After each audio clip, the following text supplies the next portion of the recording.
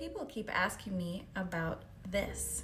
What most people don't understand is that the term unclean in scriptures refers to your physical health as well as your spiritual health. God does not differentiate between our mind, body, and spirit, so you can be physically unclean as well as spiritually unclean.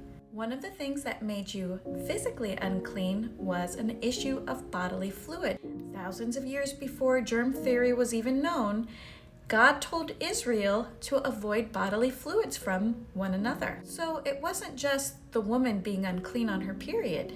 Men were also unclean because of his discharge. I think we can kind of guess what that discharge is without me saying it. But anyone who was around it, touched it, everybody who sat on that sheet or whatever, it became unclean. And so you had to wash yourself, you had to bathe and be unclean until evening.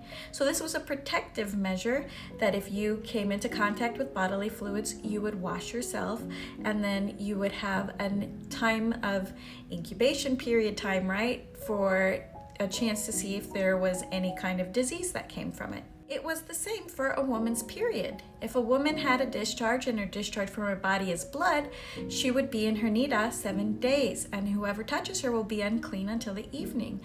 And everything that she lies on in her nida will become unclean. Now this was because they didn't have pads and things like that. She would have to lay or sit on something to soak up that blood, and everything that blood got on was unclean. Now this isn't talking about you are morally and spiritually unclean. You are physically unclean. This is to protect from disease. And at the end of any period of uncleanliness, you would have to take a bath. And so a woman would, after she had her period, she would wait a period of time after that and then would have a bath. This is my favorite part of this.